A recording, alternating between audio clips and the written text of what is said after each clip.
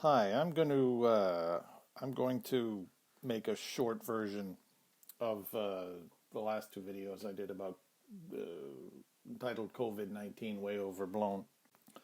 I wanted to originally I want to make these videos like 8 to 8 minutes, but I realized I can't do that. I just gonna blather and yak and blather and yak, and I just got too much to say and not doing it well enough. So I'm not concise enough, so it's going to take longer to do videos like that. But that's not acceptable for YouTube because, people have short attention spans, including myself. When I watch a YouTube video, unless it's someone I know really well and I respect them, and if it's more than 5 minutes, I probably won't watch it. And if it's more than 10, forget it. I'm almost not going to unless I'm completely bored. So I'm going to try and make this, do a short version so so I can sum up what I did in the first 3,000 hour videos and hopefully make it more precise and concise. Basically, my main problem is that with COVID-19 and the reaction that the world has had outside maybe Sweden, maybe a few other countries, is they've shut down the whole world. Basically, shut down. They've just said everybody's panicking and they're shutting everybody in and they're making everybody stay home and they're destroying the economies. And we know that, the many economists and the Federal Reserve themselves are saying that this could cause an economic depression. There'll be 30% unemployment. This is going to be horrific. There's going to be billions of dollars to bail this out. It already has been. Trillions of dollars. This is a nightmare. All just out of something that, in my opinion, is, and I'll put links to all these things, is overblown. Way, way, way overblown. Three ways. Panic is one way. Dr. Anthony Fauci, the head dude for this thing in the Trump administration, said at one point that, I'll put a link to it, that he said that COVID-19 is 10 times deadlier than the flu. Well, that's blatantly wrong. And he was comparing apples and oranges. The death rate is measured by, you take the number of confirmed deaths from that ailment, and then you divide it into the number of confirmed cases.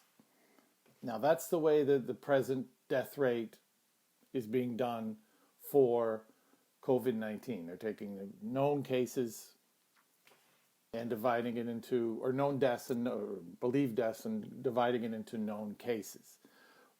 But what he was talking about was the known deaths from flu divided into the suspected cases of the suspected cases of the flu, which is a much larger number. It's apples and oranges. One is suspected cases, or the first one is known cases of COVID-19, and the other one is dividing into suspected cases of the flu. The actual death rate for the flu in the United States, and I'll show the links, is actually higher right now than the suspected death rate of COVID-19. Those numbers are going to change, but that's the way it is right now. So he said a wrong thing. He probably knew it. He's probably doing it just to get people scared so they'll do what he says, but that was wrong. And that's the kind of thing they're doing. They're spreading nonsense. The second thing is, well, who's dying of this? Well, the people that are dying of it, I'll show links to it, according to the official site of Italy for this. It's called Epicentro. It's for coronavirus in Italy. I'll show the link. It's New York State, New York City as examples are proving that well over 80% or 88% to 95% of all people that die of this thing already have serious health issues or weakened immune systems. That's like roughly 90 to 95% of the people. So almost everyone that dies of this is already very sick. And we know this. These are proven facts. I'll post them. These are proven facts. On top of which we know that most people that get COVID-19, and I'll show the link for that, or at least possibly most of them, don't show any symptoms. They're asymptomatic. So that means that there's a lot of people out there who don't even who don't even know it. So that lowers the death rate even more. By the way, that's a bit to the beginning, to my first point. The last point is, what about people who aren't sick? who are young, who are under 50, who are under 40 and 50, who are not don't have serious health issues. What about them? What are their odds of dying of it? As I'll post a link, the odds of someone under 40 dying of COVID-19, if you have it, if they're relatively healthy, is about 500 to 1 against.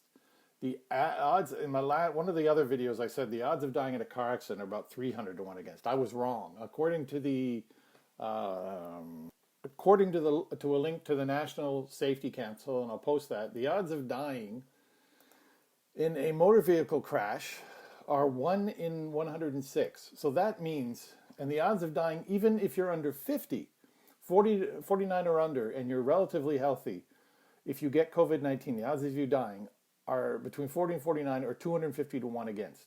Under 40, 500 to 1 against. So in other words, if you are under 50 and you get COVID-19 and you're healthy, the odds of you dying are you have a 2.5 times better chance almost of dying in a car crash. But you don't see the government shutting down all cars, because of course they wouldn't.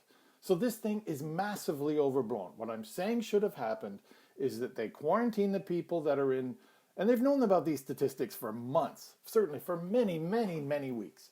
For many, many weeks they've known it. I'm a nobody and I have access to these stats, so do they. So them being the government.